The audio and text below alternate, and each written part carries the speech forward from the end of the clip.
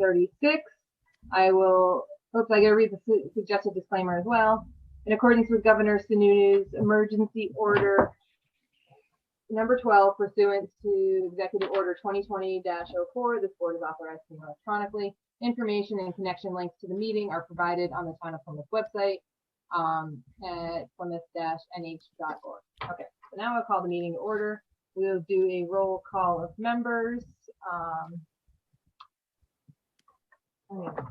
Just sitting here staring at my computer screen. I don't know why I didn't pop up the Zoom meeting before, and now I'm like terribly unprepared to even start this. Okay, so roll call. Phil. Here. Carl. Here. Mark. Here. Steve. Here. Mike, are you a planning board member yet? No? You're on mute. I can't hear you. Yeah, Mike, you're muted, but he is not yet. Okay, He well, hasn't officially been appointed, but okay, great. Well, we're glad you're here regardless. So I'm assuming that John will pop in a moment. Has anyone heard from Marianne if she's gonna be here? Rebecca, sorry this is a meeting I'll probably be jumping in a fair amount. No, please, that's fine. Yeah, Marianne, because of the budget hearing, thought she might not make it. I think in a conflict. Maybe she'll pop in a little bit, but let's not worry about it. And I just got a text message from John saying he'll be on in a second. So okay, great. I will speak very slowly then. It looks like we have another guest, Cheryl Woodbury, unless that's somebody on the board that's not. It's Frank Miller. That's okay. Oh wow, great. Steve, even with John here, we'd still like to invite you to be a voting member today as our alternate. Okay. I'm trying to get in the habit of doing that. So John will pop on in a minute, but I think first order of business is a review of the minutes from the public hearing we had on January 21st. These were fantastic minutes. Oh, John is now here as well. Hi, John. So I thought the minutes capture the conversation really well. So please pass that on to Jules. That was a long meeting and the minutes were boiled down to something that would be easy to read and capture the conversation. Any comments, edits, suggestions on the minutes?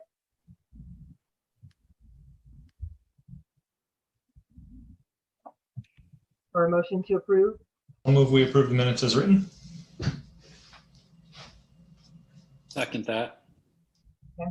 I will read the roll. Please say aye if you approve the minutes as written. Phil. Aye. Carl. Aye. Mark. Aye. Steve. Aye. John. Aye. And Rebecca. Aye. I feel like I'm at an advantage here. None of you can see me, but I can see all of you. So, all right. Any public comments not related to anything on the agenda?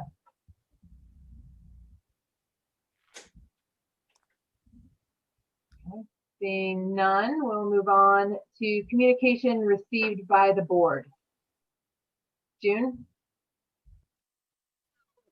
For this meeting, I had emailed to you some copies of some letters. I just wanted to make sure you got those. We will really discuss these on February 18th. They're related to the Fatherland Trust or Joseph Carter's site plan and subdivision applications that he has in front of the board that were the last public hearing was extended till February 18th. So we'll talk about those, but I guess just want to make sure you got them. And if you needed a hard copy or anything, let me know if you had any questions about them. So if you haven't had a chance to read them, you might want to read them before the 18th, please. And I'll have more information about the application at that time too. Yeah, it might be helpful to see to read them with the initial comments that you had made as well. That we talked about a couple meetings the last time he was at a public hearing. Just suggesting to the board that just to see what he's responding to a couple things. So I think it'd be helpful to have sort of the story laid out a little bit. So. Yeah, I can try to do a new updated staff report for that meeting on the 18th. I'll try to do that. You'll get information probably next Friday, hopefully, for the next meeting. So Great. Committee report. I don't think we've got anything, but and I don't think we've got any people who are sitting on two boards right now that are at this meeting. So that's a good time to have that kind of stuff be reported as well. So. We can report that the zoning subcommittee has not met since our last meeting. That is true. All right. Next up, we have new business. Martin Estates Drive, a private road, discussion with Richard Gowan and recommendations about town acceptance of the road. I can fill you in about this one. This has been an interesting digging into the files and in a variety of ways. And so the town received a petitioned warrant article to request that Martin Estates Drive, which is a privately owned road, I believe it's actually owned by a homeowners association. If you're not familiar where it is, it's right down the Bridgewater town line off of River Road. Their petition article asked the town to take acceptance of this road and turn it into a town road. So part of the issue of looking at the statutes, because this doesn't happen too frequently for us, but this was a subdivision that was approved initially in 2006, and the planning board did have a consulting engineer review the plans prior to approval, and also had construction inspection by a consulting engineer, which the applicant paid for all of that. So there was likely to be a few outstanding issues, but most everything with the road we believe was pretty well built, but that was in 2006. So may have been additional work done. So Richard Gowan had requested for figuring out how to get this moved ahead. So again, according to state law, this is a little bit of a lesson about roads for you guys. According to state law, at town meeting, the legislative body, which is our town meeting, has the authority to accept roads into the town's domain, or the town meeting can pass that responsibility on the Board of Selectmen. Long story, we discovered that back in 1994, the Board of Selectmen were granted at town meeting the authority to accept roads. And then in 2002, they actually adopted a more specific road acceptance policy, which I happened to find in the office yesterday, kind of by chance to a certain degree. But anyway, so this will likely, it's still being determined if it's going to remain on the warrant for the town meeting. But it looks like the real process is, it's because it was petitioned, it may have to stay on the warrant, but we're going to work with the Board of Selectmen and the Homeowners Association to see about getting this process going. The real lesson, I think, is that because it was on a subdivision plan, and again, it goes back to 2006, it's about the town having good records to trace all this back, which we were able to do. However, it is another obligation for the town, but yet it's the road that has some houses on it, and it probably is the right thing for the town to take it over as long as the road's in good shape. And then we'll have another review by our engineer this spring when we can, to just certify that the road is in good shape. And then it will go into the Board of Selectmen's hands, really. So initially, when this was put on the agenda, we were thinking of a little bit of a different path, but in the last couple of days, we've discovered these policies and a few other things. So Richard Gowan was planning to come today, but because of this authority going to the Board of Selectmen, he decided he's going to, we're working in that path. So anyway. Can I ask a clarification about the town's policy? Yep. Does it remove the legislative body's ability to approve that? Does it rest that power solely with the selectmen, or does it simply grant it to them in addition to the legislative body's power? That's a good question, and I don't entirely know the answer to that. Okay. So I can, that part is a little unclear. We have to ask the town's attorney, I guess. Rebecca. So it might, I don't know if it's exclusive or not, but in Right. talking to Richard Gowan, who is the developer of this subdivision, he's being very cordial about it and certainly wants to do the right thing for the town. It's all been very friendly. I do want to Yeah. certainly say that Mr. Gowan's been fantastic to work with. So it will, I think we'll get it resolved with no problems, but it's just for you guys, it's something to think about, that when if there's a subdivision at some point, that has, this is a very short road. It's not even a quarter mile or something maybe. But long 15 years later, there can be things that come back around. So the good news is, in Martin Estates Drive back in 2006, whoever was on the board then did the right things to have plans reviewed by a professional engineer and the construction inspection to happen. So we have some history and knowledge about how the road was constructed, which will help make a good road for the town to take over if that is the final decision. Do we know, does the town of Plymouth maintain Bridgewater Hill Road at least to the town line? I don't know the answer to that. Yeah. There is a list of town roads, but I don't know.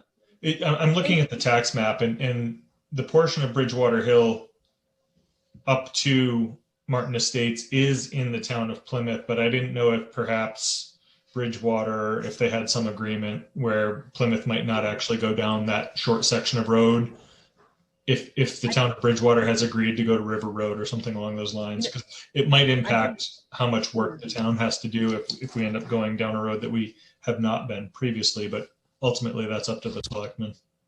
Yeah, and in discussions, I believe we do that cover that part of Bridgewater Hill Road, but I don't know for certain. But from some conversations, it was kind of implied that the highway department, Plymouth Highway Department's going by Martin Estates Drive anyway, so they must be down that direction. So, okay.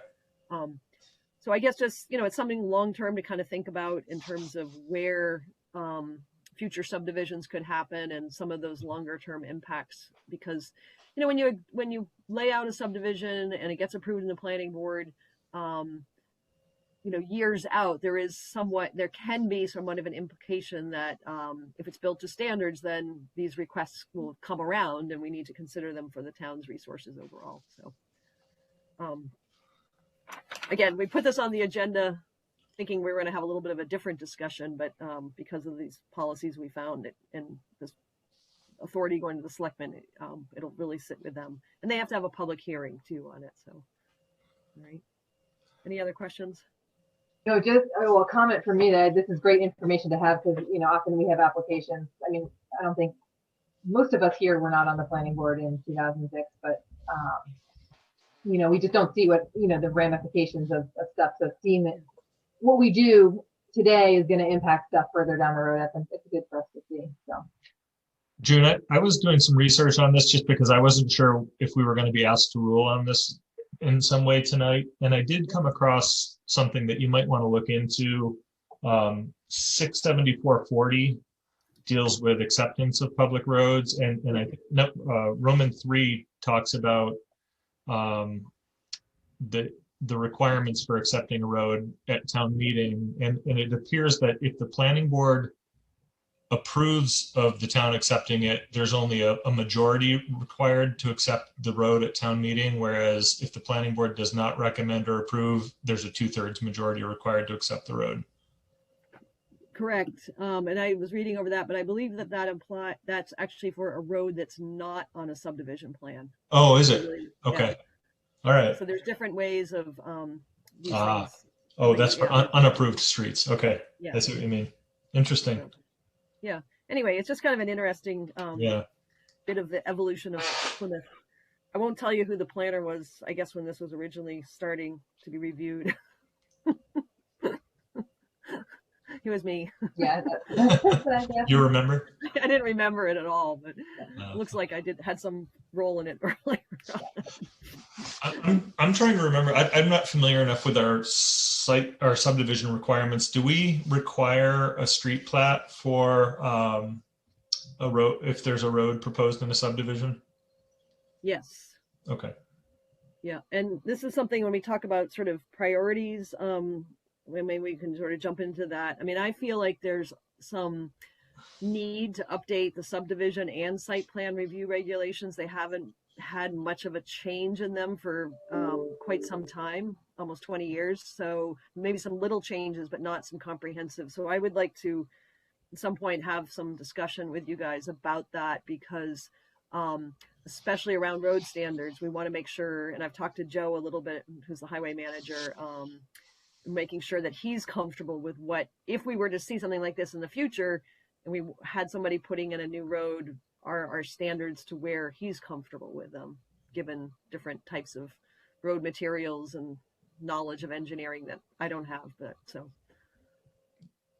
Would the other part that plays into that, would we, if I recall, there's some discussion of what are the assessment fees or fees that are paid at the time of a subdivision. So, if someone were to propose a road in a subdivision, there might be a fee associated with the town taking over that road in terms of future maintenance. Would we want to look at that? If I recall, it was a pretty complicated process to come up with a financial calculation of what's a fair assessment in those situations. And I think because most towns don't always vote to approve those, a lot of towns don't assess those fees. So what you're really talking about is impact fees. Yeah, that's which it. Can be collected, and we do have that ability to do it technically, but to do that, you really have to have a capital improvement plan in place, and that's something I've actually asked about to try to. There was years back a capital improvement plan, and it's not to say we don't have one.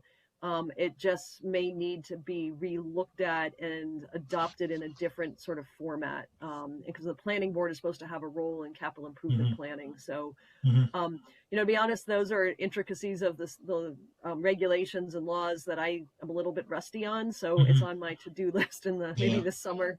But I do think that you have to have a capital improvement plan so you know what we're looking for over maybe the next 10 years. And it's really about capital equipment.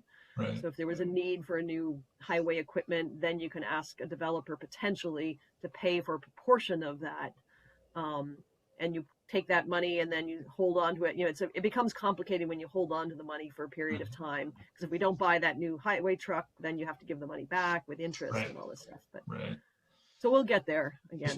If I recall, I think I in discussions about the CIP, I think I heard someone, maybe the fire chief, say that there was someone had consulted with the selectmen and had convinced them that a CIP is actually a bad thing and that they shouldn't be maintaining it. And I'm not, Steve, do you know the backstory on that?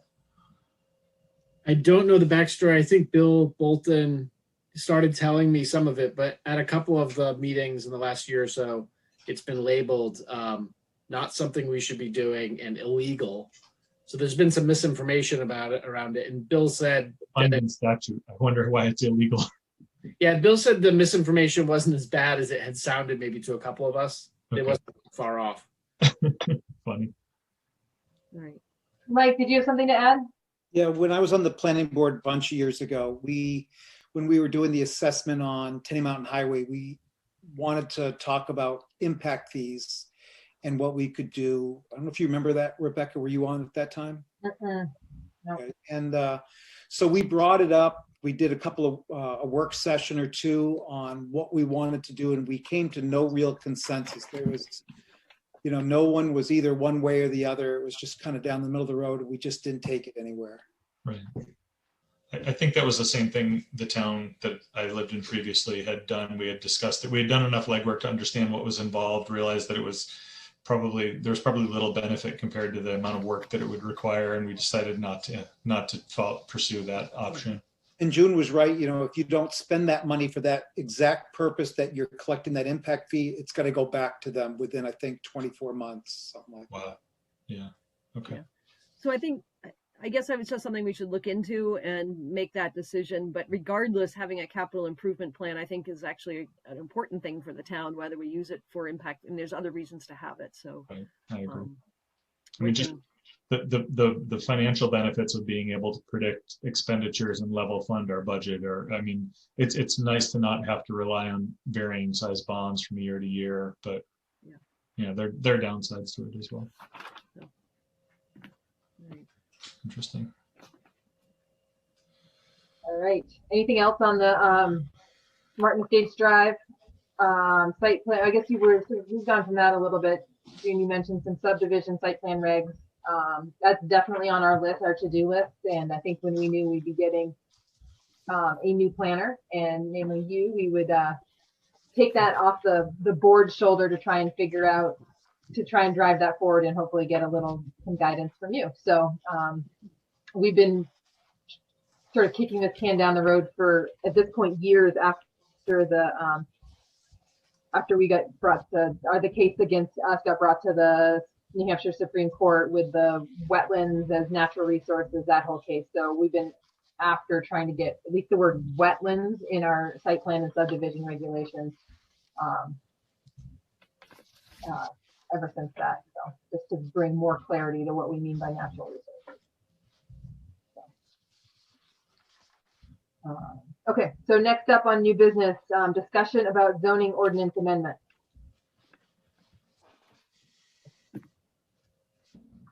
So it's always the awkward silence of Zoom. I offered to Rebecca to try to take a little bit of a lead on this discussion. So again, I don't mean to over speak here in this meeting. I certainly want to hear from everybody.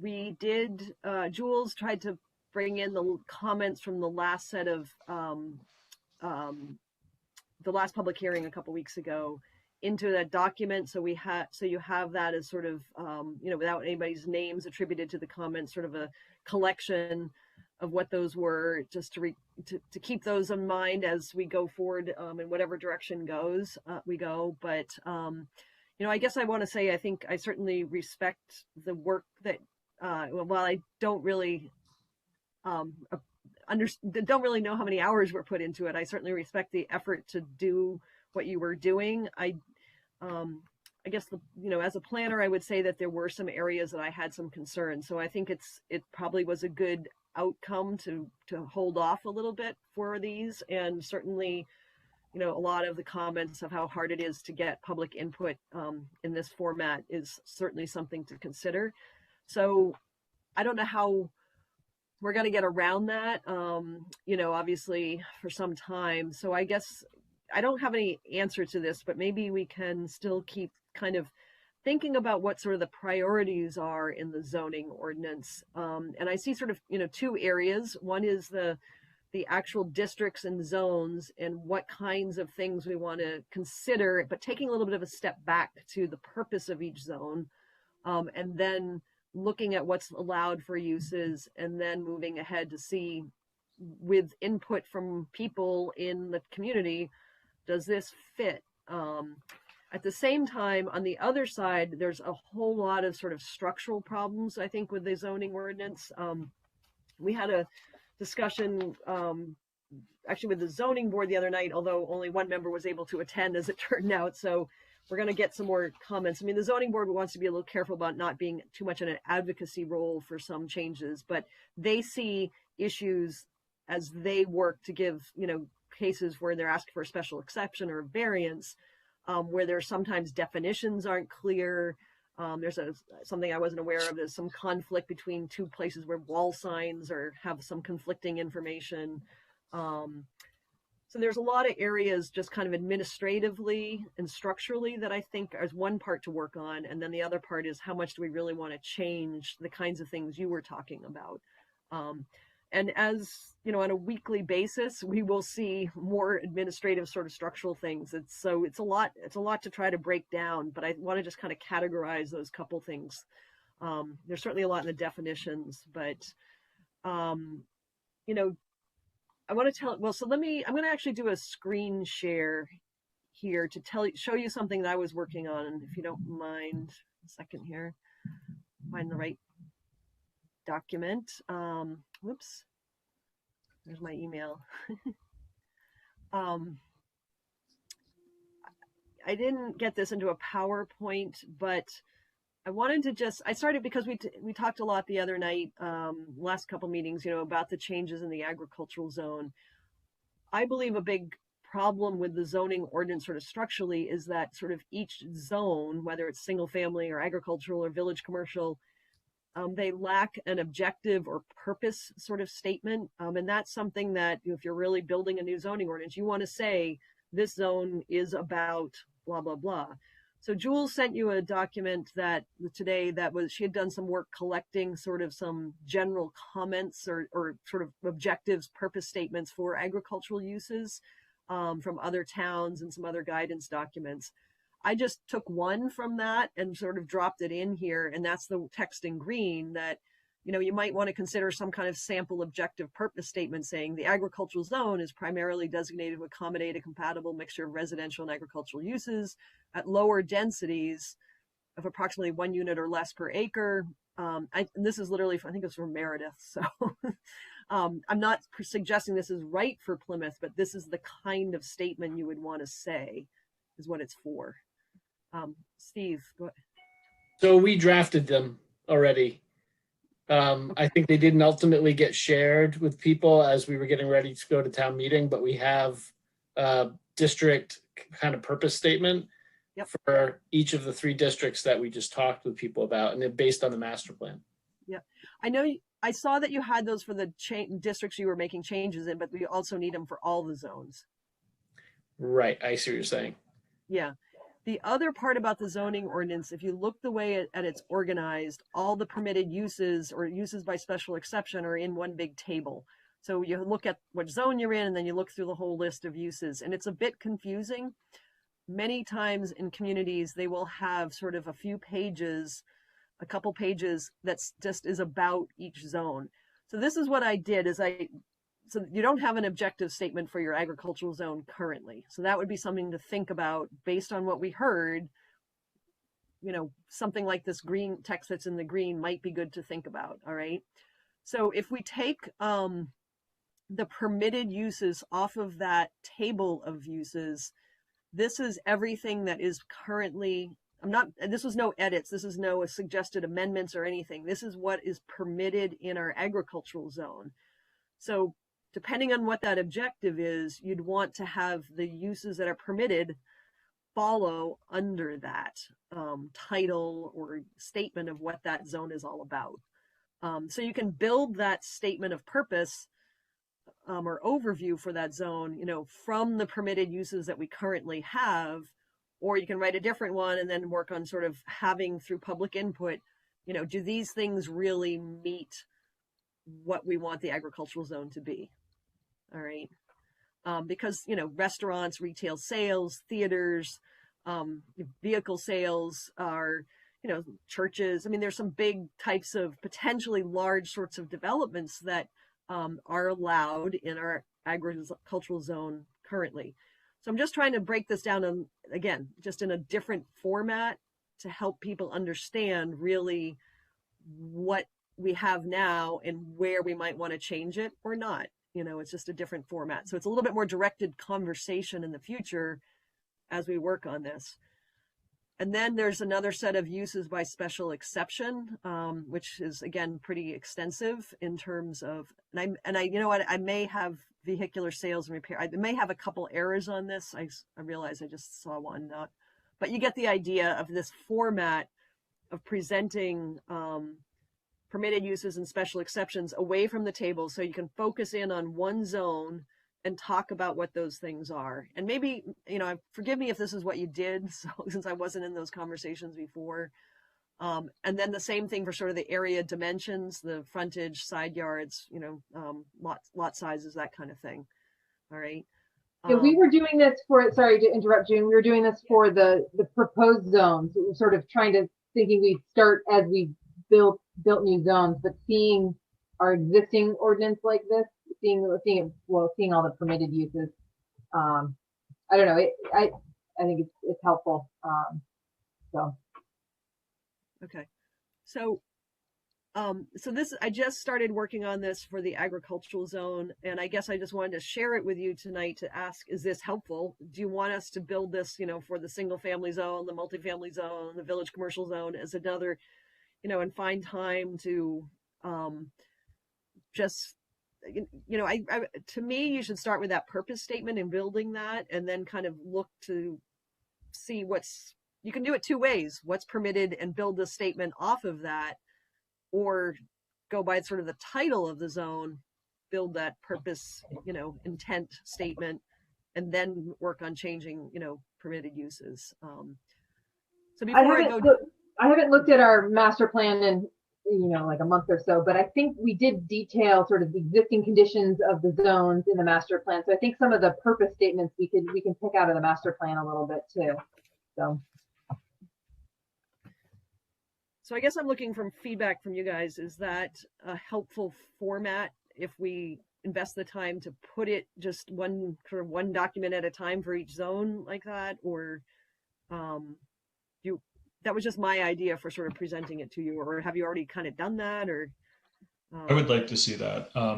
It's kind of a format up that I'm used to from, other situations, but I like the format, and I don't think it would qualify as a change that would have to be approved by town meeting. It's primarily just it's not if we were adding language about purpose, that might not be, if there's a statement of purpose that we'd like to propose that's not there currently, that might require approval by the town. But if we're just reformatting what's there already, I think we have kind of some flexibility to do that. I mean, we could make it sort of informational sheets in the time, somebody really wants to know what they can do in a zone. I mean, it is in that table. I think it was about trying to find another way as to really focus the discussion on each zone. So I find the tables really difficult to look at and to know what was actually allowed and not allowed in each zone. Is I find our zoning ordinance one of the more confusing ones I've looked at. And I know as somebody who looks at other town zoning ordinances as part of my job, I really like it when I can be like, okay, what's the zone? What's allowed? What are the setbacks? It's really nice to be able to get to that information really quickly, whereas ours is a ton of abbreviations and it's a ton confusing. So. I was just going to add, I wasn't part of this whole process. I joined more recently, but thinking about the value of this, it sounds like it could be really valuable. But I also wonder, and it might be a little extra work. I mean, if we just describe what's happening, like for example, in the agricultural zone, that's really helpful. But it's also like helpful probably to kind of break out then what hypothetically, if we broke out the gateway zones, how would that list look different? And it might help us understand to what extent those gateway zones really are distinct, either now or like as we envision them in the future.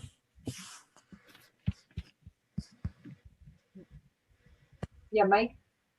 I would think a statement like that would be better served in the master plan to reflect what's already happening in the zones. I don't see it as it would provide more confusion for people to see something that's maybe slightly different than what's permitted, what is black and white. And I think zoning regulations should be more black and white, and the generalized purpose and the talk about what you're going to see in the zoning really needs to be in the master plan. That's just the way I've always been taught and explained how the master plan versus zoning works.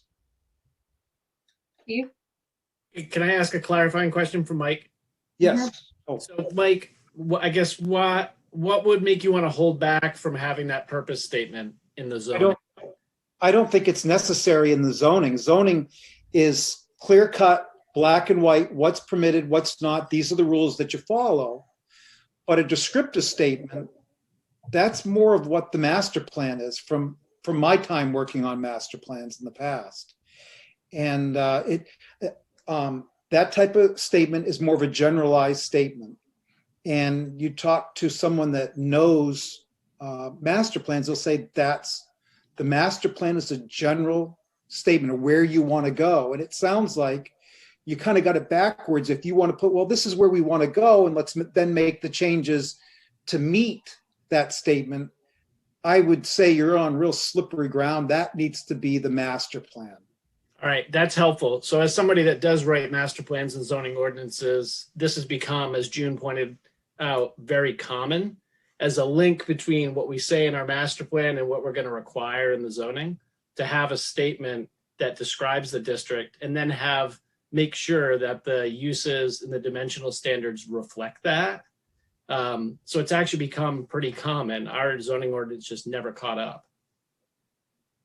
So it's helpful to hear where you might see the disconnect, because there may be other people that see that as well, but we could show you lots of examples where it's helpful. And if we want to communicate to future folks what we heard at the last two hearings, it'd be good to have a statement in there. Why is it the agricultural zone? What are the uses or potential future uses for that zone? And then they should be reflected very clearly in black and white, like you said. I kind of agree in that, the master plan should be the guidance that we, build the zoning ordinance on. But I do think that it's important to have that general statement about a zone. And if nothing else, it provides something that the town voters have approved, that if there's a variance request or a special exception in the future, that the zoning committee can refer to for guidance, because even though the master plan is also approved by the town, having a general statement of purpose can provide that kind of more rigorous guidance that a zoning board may look to in a special exception or variance case. I think that's great. I think that's a great point, Bill, the connection between, or the approval of a purpose statement by the town legislative body. And then, giving that extra support to the zoning board. I think that's good. Steve? I guess I wanted to step back. I had more of a process question for June. So if we create these distinct kind of profiles of each of the existing districts, you're thinking do them for all of the existing districts. I'm wondering, as we circle back to engage the folks that we've met with the last two times, I'm assuming you're thinking we could then take a district, whether it be Tenny Mountain Highway or the agricultural district, and kind of work through that and see what people think, right? So we could go back to the master plan at that point, and then talk through where we agree, where we need to compromise on some things, where there's disagreement, we need to take a step back, maybe do some research. Is that the thought?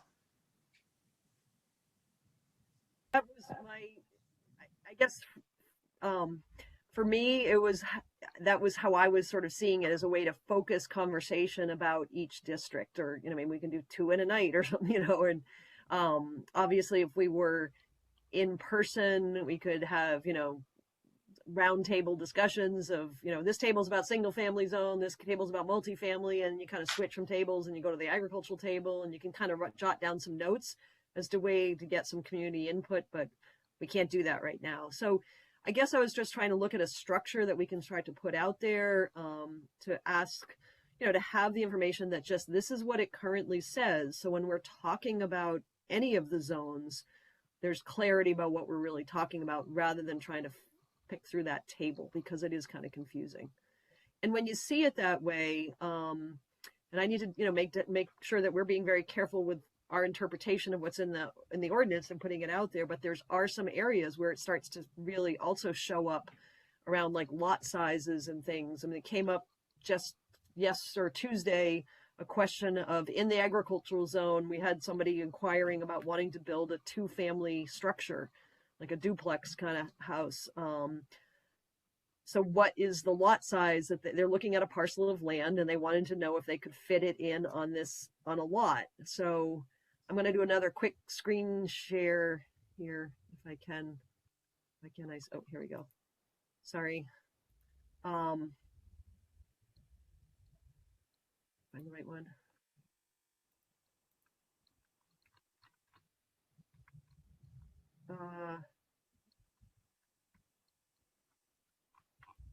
Okay. This got a little bit mixed up. Let me actually format this a little bit differently so I can show it all on one page. This is what we pulled. Brian Murphy and I were going around, and I remember this from years ago. This is what the zoning ordinance says, that the minimum lot size in acres per dwelling unit, this is again just in the agricultural zone, because that's where this lot that somebody wants to buy is in.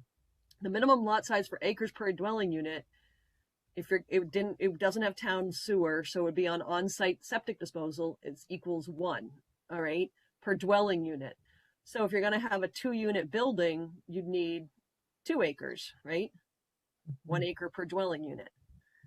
But if you're going to have a 6-unit apartment building in square feet, if you have on-site septic, you only need, we don't give in acres. I just did the calculation. It's just under 2.25, about 2.25 acres for 6 units and 2 acres for 2 units.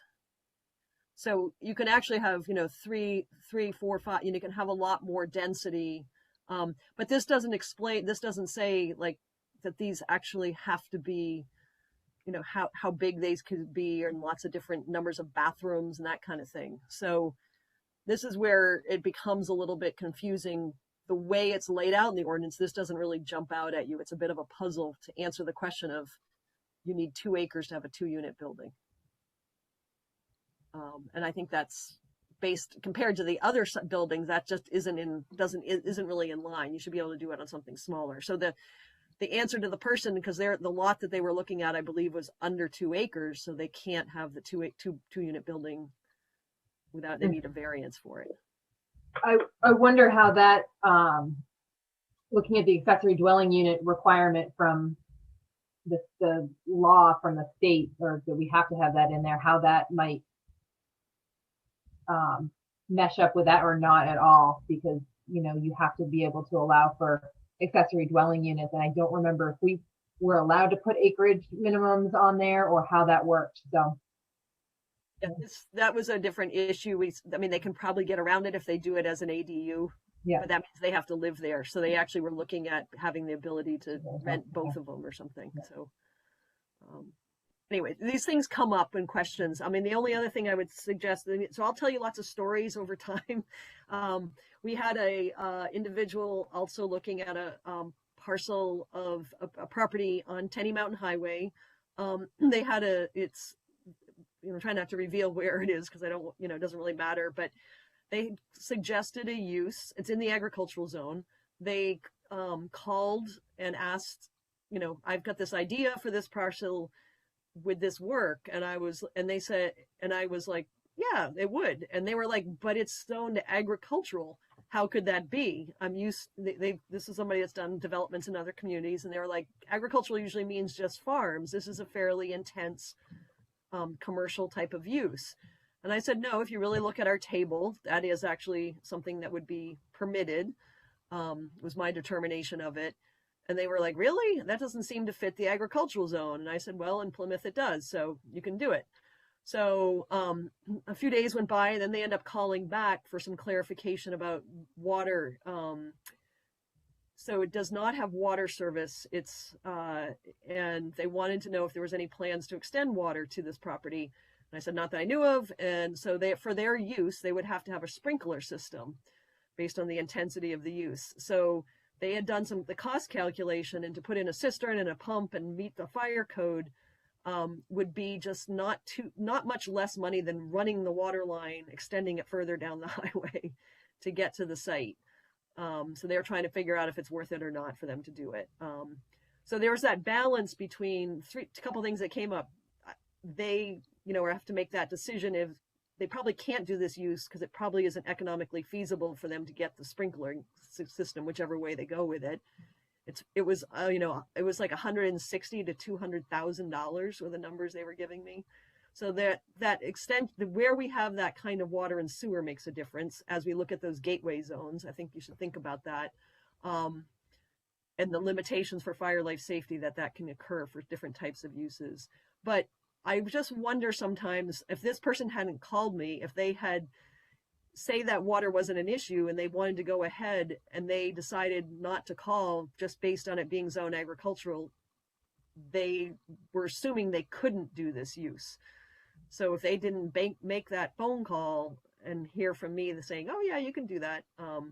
So from an economic development point of view, I do wonder, we'll never know, like how many times somebody moves past developing in Plymouth because they think they can't do something because it's zone agricultural. Does that make sense? Mm-hmm. I think that kind of highlights a lot of the conversations we've had about having the name of the zone be a potential use, because I find it's very confusing to some applicants, but definitely confusing to abutters. And that was sort of the conversation we had around the agricultural zone. Is this just where the use isn't determined by the name of the zone? So, Again, I think that goes back to what's the purpose when you name it agricultural, and just how that meshes. I know there was conversation about rural versus agricultural. We're not going to solve this tonight, I guess. But my story is to tell you these are real things that happen, So, and over the years, I know that they've happened. So, how we solve it, we need more input from, larger part of the community to sort of think about how do we keep the agricultural uses we have, which certainly includes forestry, and probably in many parts of the community, it's more about the forests because we have more forest lands than, river valley lands for kind of traditional farming. But, so keep it in mind. I mean, obviously you have been, and I haven't totally caught up to understand what you've all discussed in the past. So if it's redundant, tell me to move on. This is really helpful. Steve, did you have something to say? Yeah, I guess I have a process related question. So if you help pull these together so that we have all the information about each zone, it's going to be easier for everybody to have a copy, and for the public to see, okay, this is what we can do now. Yep. I think sooner rather than later, we need to reach out to all those folks that were at the last two meetings and let them know when this is coming up again. So do we envision that probably not our next meeting, but the first March meeting? We'll try.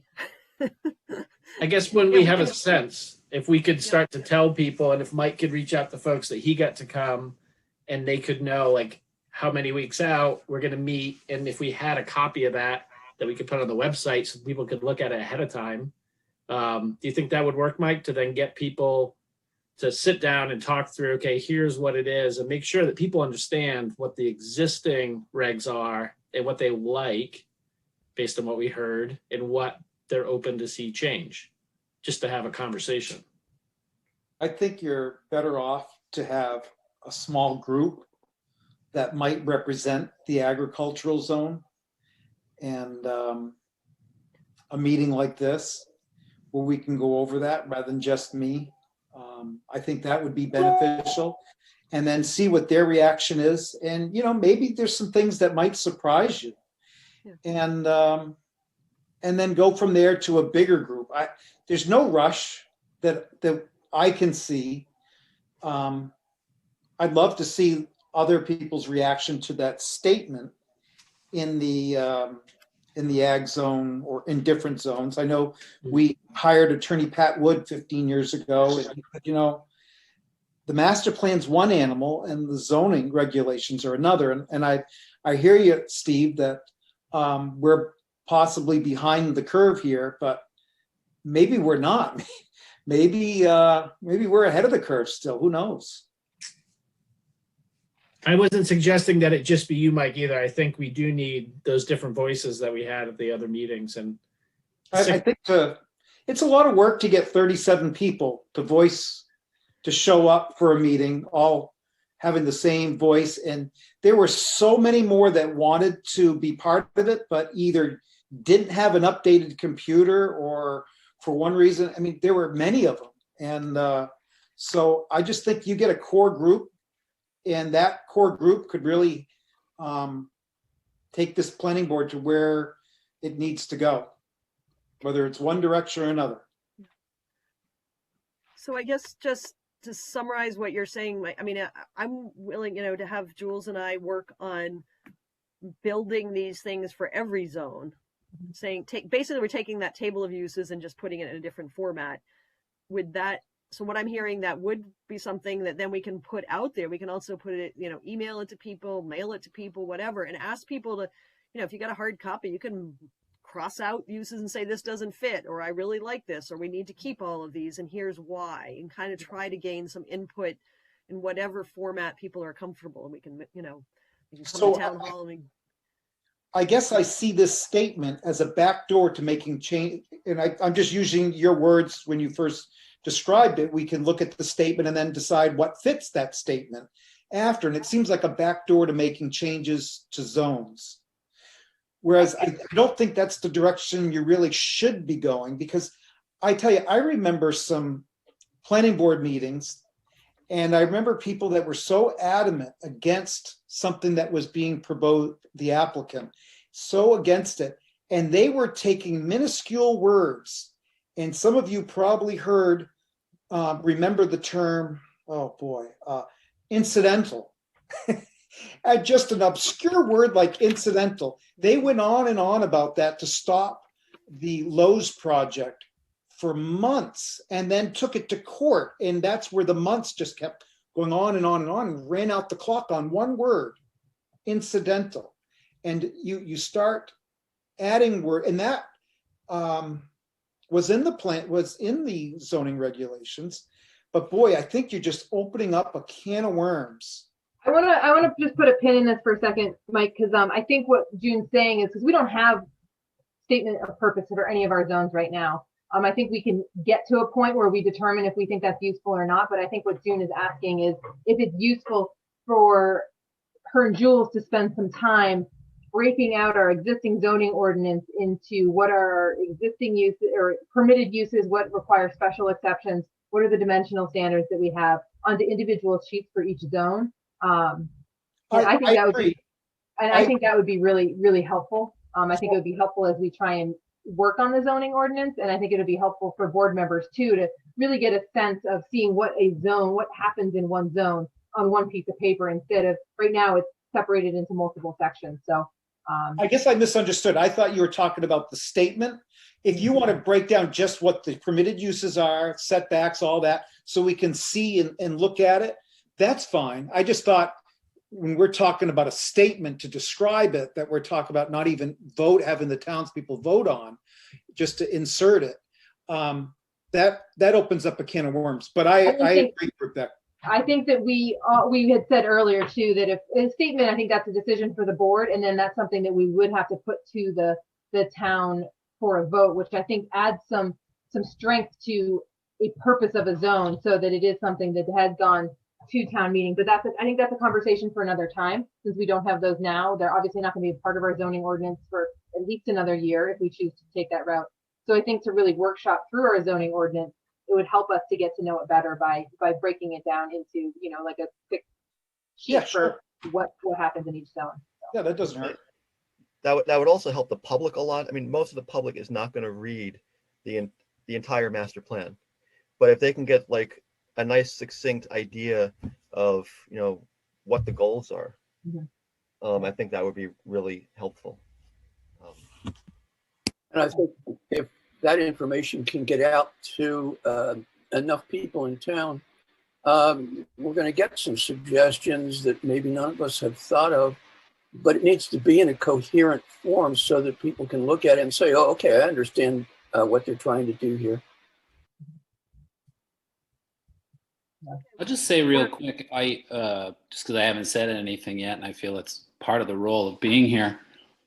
I actually kind of side with Mike on this, and Mike, we haven't met. And the reason I say that is listening to the last two meetings, one of the things that jumped out to me is a lot of the complaints were simply over the change of the name.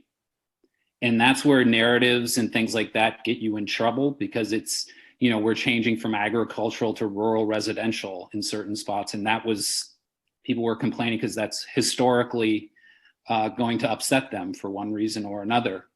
And a lot of the complaints weren't even necessarily on the actual changes themselves. Some of them were. So I think if you start simply with the black and white list of what you can and cannot do in specific areas and get buy-in from people there, and if we determine after we have buy-in from the community to put together a little narrative that supports that particular zone, I think that's the best way to go about it. And So I love June's idea of just getting the lists together, very simple, very black and white, and starting there.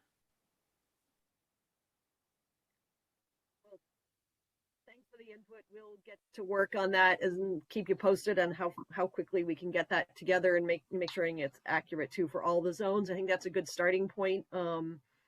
And then we can see how we can share that with a wider community. You know, at the same time, I'll try to, it's going to be really hard to do, but try to think of a list, because I can never get them all, but of sort of these structural administrative issues and within the zoning ordinance, as well as kind of a running list of, as requests come in or questions that people have, you know, that come up every week. People call, can I do this? Can I do that? To keep you posted. I think that's also another really important thing, because to keep up with the times, we might want to look at some other areas to think about some things, you know, how to, you know, and thinking about this, I kind of go over past zoning board cases of that have come up. I mean, I can tell you one right now is, you know, it seems as though, and I need to dig into this a little bit more, but it's been an issue in the past of, can you have a housing, like a multifamily building with more than 6 units? It looks like the zoning ordinance does not permit that, at least in some zones. So I got to dig into that one a little bit, and that could be a real, I don't even know if that is consistent with state law now about workforce housing, affordable housing, things like that, because the cost of construction is really high. Is that something to consider in the future, updating to meet housing needs that are extreme in New Hampshire? And, you know, is there a way to frame it so I know that student rental issue has been one in the past, but is there another way to kind of work through that so it can provide more housing options in the community, in case we have somebody that wants to do that kind of development? So things like that as they come up. I don't know how much time you have or want to look into this, but I think in the definition of workforce housing, there's a statute that requires that a town has to have like a fair share amount, and it's defined as there's a number of, you know, a percentage of homes that have to meet the definition of affordability in a community. I would be surprised if Plymouth does not already satisfy that, which I'm not advocating that we don't have to allow for affordable housing, but I think that if we were to look at that critically, I think we might find that we're already in compliance with what's required in terms of percentage. But I'm all for, you know, allowing any development that does provide for more workforce housing. I think it only strengthens our community in reality. Can I ask a kind of technical, or not technical, voting kind of issue, kind of looking forward? One of the questions that came up, and I thought it was an interesting question that kept kind of circulating in my mind, was, and this, maybe somebody can clarify this for me. So these 3 zoning changes that we are going to make were going to be 3 separate ballot issues. And one of the questions that came up, like, what happens if the agricultural zone gets more restrictive in its uses and the Tenny Mountain multi-use doesn't pass? And so some of these changes seem to hinge on one another. Can they all be put on the same ballot question, or is there a reason they were split? The town attorney recommended that we split them. Okay. Yeah. So I think we weren't thinking that. Initially we were thinking it was going to be an all or none, that it was, you know, it didn't necessarily. Is there a reason for that recommendation? Recommended we split them. What's that? Was there a reason for that recommendation that you know? I'm just curious. I didn't, because Jules was the one that was interacting with the attorney, so I didn't. I don't remember what the explanation beyond just that was his recommendation. All right, thanks. It has to do with the statutes and how you amend zoning ordinance and the statutes about warrant articles for town meeting.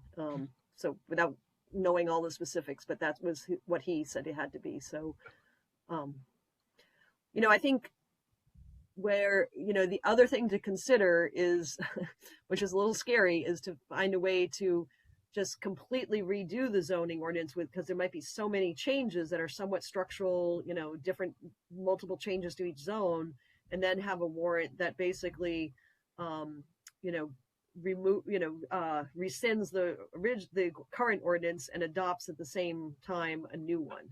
as one step.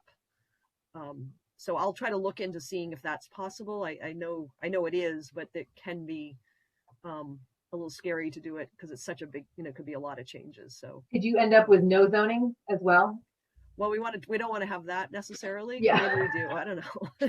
I just wonder if that's like you get this cover this period with no coverage, then the town doesn't adopt the next one, and next thing you know, I think you could write one warrant that says to abandon and accept all in one. Yeah, it is scary because you're putting a lot of work on the line, and that's a lot of effort to just go down in flame. And that was basically what they proposed 15 years ago. And we've been struggling, the planning board had been struggling with this whole issue that June has brought up about, there are inconsistencies in the planning board. And that's the struggle that I've seen 5 or 6 town planners over my term on the planning board struggle with, are all these little things. And every single time we discover one, we would fix it and put it up for a town vote, and it would go through generally. But that's the struggle with and we did talk about, well, maybe it's time to redo the whole thing. And the consensus of the people that were in the meeting, the planning board at the time, was, boy, we've got a pretty strong zoning regulations. There's quite a bit to it. And we came to the conclusion that the best way forward is just to keep, and Brian did a lot of this over the last 5 or 6 years, of finding the inconsistencies and fixing those. And it always made our zoning stronger every single time we'd find one. We've done a few zoning amendments in the past couple of years. Nothing super substantial, fixing a few corrections, adhering to state regulations, few state regs that come up, but we haven't done very many changes. So the one last comment that I'll make, and I'll really be quiet on this one. So I was looking at this the other day, and I realized that on the zoning ordinance it says originally adopted September 9th, 1961. So this is the 60th anniversary of the zoning ordinance in the town of Plymouth. So I've got this idea of trying to find the basement somewhere, the 1961 zoning ordinance, to see how different it is. Might be a real waste of time, but it might be kind of fun too. So we'll have an anniversary in September. So did I see that the town meeting was pushed back into April? Okay. Yes. All right. I don't know why I just brought that up, but okay. So are we good with our discussion about the zoning ordinance amendments? We'll look for some district summary sheets, I guess we could call them. Maybe by our March 3rd, 4th meeting, if possible. I personally am ready to hibernate a little from zoning. So taking a mental pause for me is great. So if I can not think about it for another month, I'll be happy. But June, with that said, anything you need from us, just let me know. I don't want to speak for everyone. Next up, anything else on zoning from anyone? One other little thing, June, if you, and I always hate to put anything on a planner because I know how demanding your job is. When they first put on the sensitive zone along the river, shortly after that, the car wash and the laundromat application came in. It was after the sensitive zone. And those buildings are like 150 to 200 feet back from the river. And those people that were part of that process were on the planning board at that time. Widge Kent, Dave Switzer, and they approved that development. And then all of a sudden, when Lowe's was proposing to come in, they said, well, we're going to move the building 500 feet back because we've got all this land. And I don't know if that's become the law in so many ways, but it's so, I don't know if it's misinterpreted now compared to the people that enacted it years ago, but it'd be really neat to really nail that down. What is it? Because that's the thing that's blaring to everybody in this town is what does that mean? So when we talked about the environmentally sensitive zone here, which we try not to talk about too much, but really, I think we talked about a lot about this when we were doing the master plan, that the environmentally sensitive zone it's not clear to a lot of folks. And it seems like its purpose might be clear, and that's wetlands and riparian buffer protection.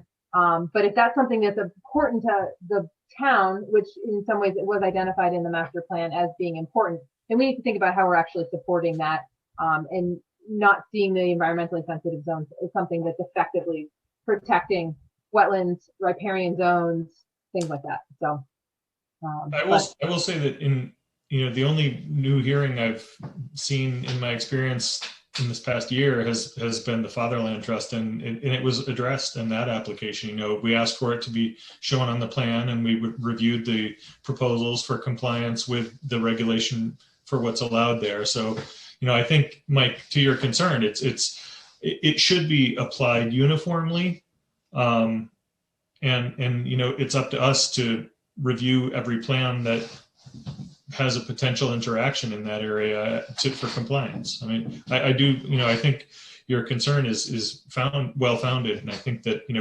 it's hard to second guess the decision of a board prior to this one.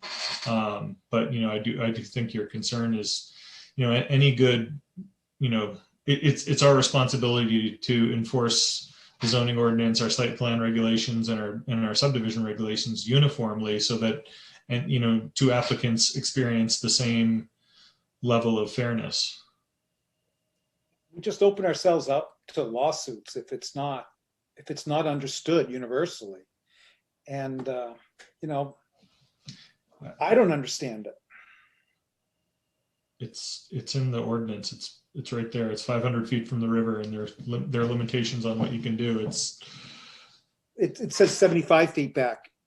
You can't build within 75 feet of the river. That's the floodplain, or that's shoreland. And that's the sensitive zone. But they interact, but they're different. I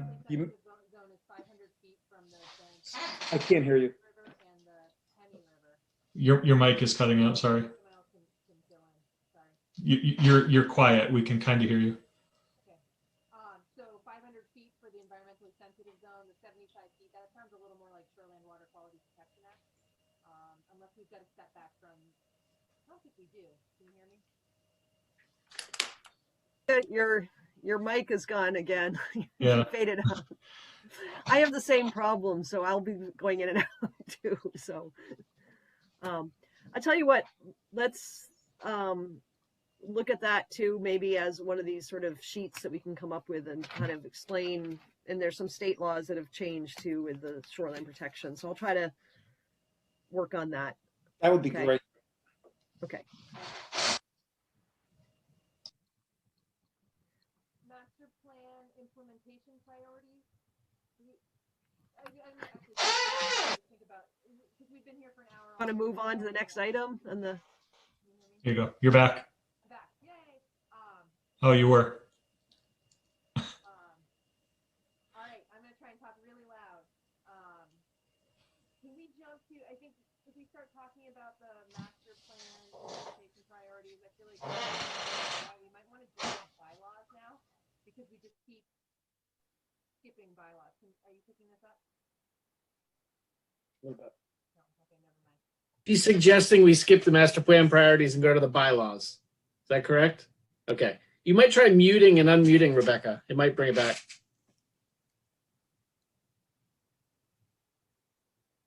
No, it's worse.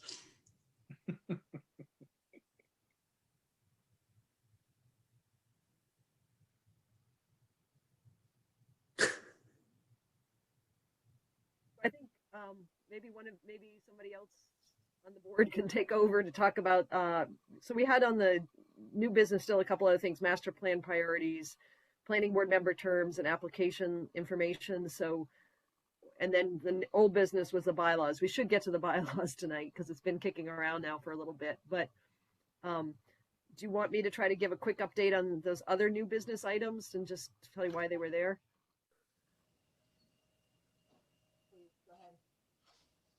Yes, somebody nod their head. Yes. Okay. I think that the master plan priorities, in the interest of time tonight, we're not going to obviously get through that. I've just been trying to look at the master plan a little bit, and there's a lot of ongoing short-term kinds of things. So I just want to make sure that whatever I'm, working on is supporting what your priorities are. So please, email is a great way to reach me. If you had a minute to go through, I would love to hear what you think are some of the key things. I've mentioned subdivision site plan review regulations. I think that really ties to economic development. The zoning ordinance stuff is obviously important. Just so you know, I've been spending a lot of time on sort of just setting up the files, there's a lot to kind of dig out of in the office, and then also digitally to understand where everything's tucked away. So we'll get there, but that helps me to learn some of the things that have been going on. So, and then, there's some different funding proposals that need to get worked on in the short term and the long term. So it's always that balance. And then as applications start coming in, maybe more as building season comes around. But anything on the master plan that you really feel like we need to do more immediately beyond some of this stuff we've been talking about, please let me know. Okay. I'll look for guidance from you. The other thing I was just going to mention about the planning board member terms, in that list that we've been sending out in a couple different versions, because we've had a few changes. I'm going to quickly do another screen share here. So this, if you can, normally the terms should be staggered, and right now we have currently listed 4 people with the term ending in 2023. Rebecca's term is up in this spring, and so we wanted to, when we go to do, hopefully Rebecca will be willing to serve again, and at that time, when that reappointment happens, try to work on re-staggering the terms, so it might change what is on the list now, because we don't want to lose 4 people in 1 year potentially. Okay, so something happened when you were trying to replace somebody's unfilled seat. It didn't get tracked properly, which is hard to do. So what I was going to propose, and again, we can come back to this, but Mike Ahern's interested in being on the board, so he would fill a seat that might, that we were thinking of that would expire 1922 to go to 2022. And then Mark replaced Bonnie, whose term ended in 2020. So so Mark and John would be correct. John, I just kind of, we can move the Carl and John around, I don't know. And then Phil, you replaced Chris Buckley, whose term ended in 2021, right? Yeah, so then you would be up for reappointment this year. So June, would it make sense for me to ask the selectmen for reappointment this year and ask them to put me on a 3-year term of 2021 to 2024, just for clarity?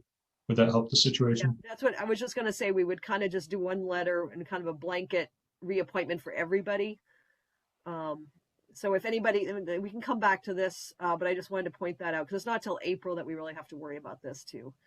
So just think about if there was some term that you wanted to fit in or not, So I think it's really changing Phil and Mark's terms. No, Mark, you're already at 2023, so yours is okay.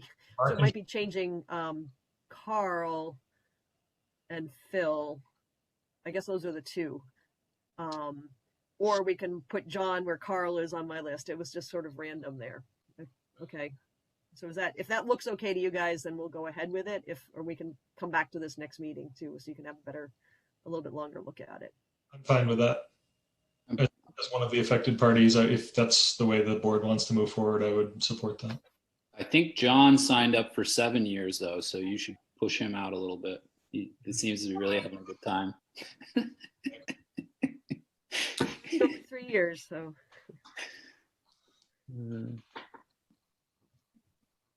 All right. And then, so then the other item, just quickly here, applications received and the draft agenda for the 18th. As I mentioned, the Joseph Carter, I just want to remind you about that one, continuing the public hearing. And then we have received a different set of plans for Riverside Landing 2, Phase 2, based on some substantial changes from the wetlands permit. So that is going to be coming back for you to look at on the 18th. It's a similar concept, but different location, so it has to be reviewed again. And I am working on having the town engineer review the plans prior to the 18th and getting money in escrow to do that. So that might be coming together tomorrow, actually. So you trying to speed it up and have good information for you to be ready to look at on the 18th. So. All right, bylaws now. You can go to, if Rebecca can talk. No, I don't hear you. Do you want me to take over? Give me a thumbs up. Okay. We have draft changes to bylaws that were shared via email. Let me find if I see if I can find them. Just summary comments. I had them earlier and then I lost them. Click on the link tonight, and I'm not sure why I lost them. June message. June, do you remember the date of the email that you sent with the proposed changes, or was it Juliet who sent them? I have them out if you want me to put them on share. Yeah, if you want to share it, go for it. That would be great. Oh, no, I'm disabled because I'm, never mind. I can enable you either. Able to now, John.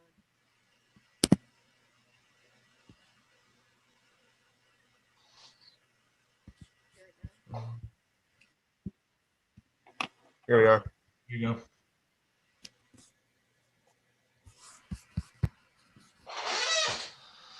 All right, our planning board bylaws are presented. Can you scroll down to the first change? Further? Yeah, a little further. Oh, the first change. Yeah, right here it is. All right, under meetings, we have a change to strike, to revise the language under Article 6 meetings, revised language around the chair, and to strike language referring to an amendment. Under notification of meetings, B1, we're proposed to change the notification requirements from 48 hours to 24 hours. Presumably that's in compliance with current state law, June. Great, thank you.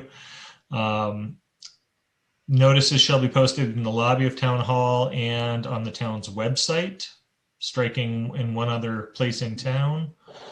Number 3, we'll strike community from the town, shall be distributed by to the members of the board by the town planner, not community town planner. Okay. And then the other big issue is language around quorum, which was, I think, one of the first things that we did. I think one of the first meetings I was there, we discussed the quorum requirements. So the proposed language is that in accordance with RSA 673:10, a majority of members of the board shall constitute a quorum for the conduct of business. Adding, if any regular board member is absent from a meeting or hearing or disqualifies him or herself from sitting on a particular application, the chair shall designate one of the alternate members to sit in place of the absent or disqualified member. Such alternate may have all the powers and duties of a regular member in regards to any matter under consideration on which the regular member is unable to act. The alternate should continue until the matter is completed. The regular member does not vote on the matter. Am I coming through clearly? I think my internet's a little wonky on my end. All right. Are there any other changes further down, John? Hi, can you guys hear me now? You want to take over? I can. I'm on my phone with, okay, for the audio. I don't necessarily need to take over, but I did have a comment. I'm not sure if someone caught this already, but the Page 2, under D, duties, it references the Office of Energy and Planning. Oh. And just a side note, I see something with the town of Plymouth has an ethics policy that we need to adhere to, and I'm wondering if that still exists, and we should probably get a copy of it if we need to adhere to it. So, Rebecca, it does exist. I did ask about it. okay. I'll get, yeah. We can change Office of Energy and Planning to Office of Strategic Initiatives. Yeah, we'll probably have to change that again at some point in the near future too, I imagine, just judging by how that keeps changing names, but yeah. Hey guys, unfortunately, I just wanted to let you know I need to sign off. I have an 8 o'clock commitment I need to get to. So nice seeing you all, and we'll see you in a couple weeks. Have a nice evening. Have a good night. Take care. I'm going to mute myself and let Rebecca navigate. All right. Sorry it took me so long to realize I could just call in on my phone and still see the screen. But so we have to basically read the changes into the record and then open it up for a public hearing the next meeting, and then we can vote on the changes. Okay, so the changes that Phil has read, those count as that's reading into the record. So we have those changes. And then the one that I mentioned of updating the to the Office of Strategic Initiatives. So I guess maybe we need to vote as a board now too, to say these are the changes we want to make. Would move that we Does that approve make sense? changes as proposed. I'll second that. Okay. Unless there's any further discussion, I will Mike, read you're on the. mute. Did you want to say something, Mike? You're on mute still. I just had a question because we were going over filling in for a missing board member to replace. Who is Steve Whitman filling in for tonight? And it doesn't really matter, but I was just curious. It kind of may matter. Marianne? Sorry, he is an alternate, so we can invite him to, if we don't have a full slate of permanent board members, we invite him to participate as a full board member. So. But he wouldn't be able to replace Marianne. He's not replacing Marianne. We're inviting him to the table to vote as a full board member, which we do pretty much every meeting because we don't have a full, we're not full as a board. So there's always room for him to vote. We always allow the alternate to participate in the discussion. But if we had 7 board members at the table for the night, then he wouldn't be allowed to vote. But if you have 6 and Marianne's the person that's missing, she could only be fill in with another select board member. Yes. But we can have 7 board members, right? So we have 1, 2, 3, 4, and 5. Yeah. We only have 5 board members plus Marianne, so there's an open seat in general that Steve has been filling. Right. But I didn't know. I thought there were 7 minus Marianne That's true. tonight.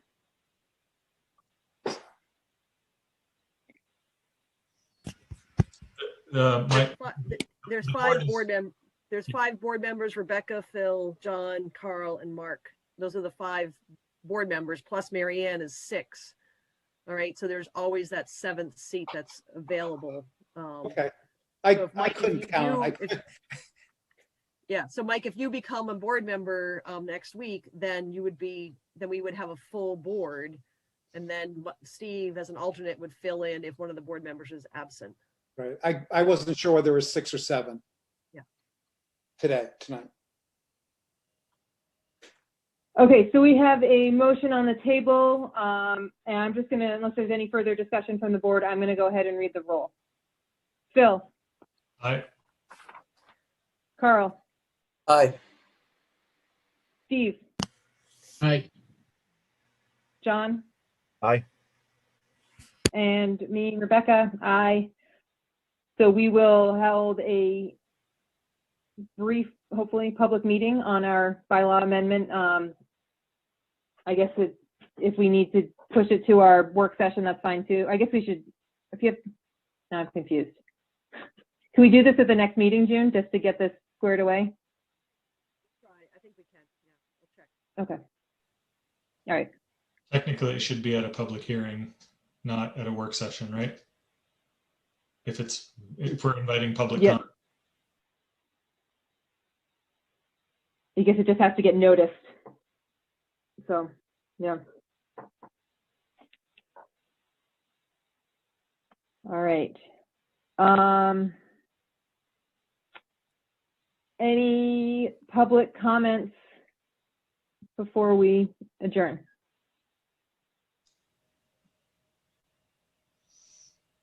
I would like to thank June for all of her hard work hitting the ground running in your new position. It's nice to have you working on behalf of the residents and helping the board.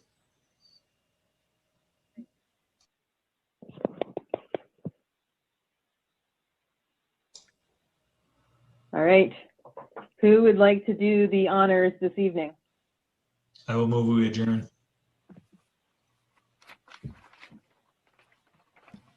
I'll second that. And I will read the roll. Bill, Yay. Carl, Aye.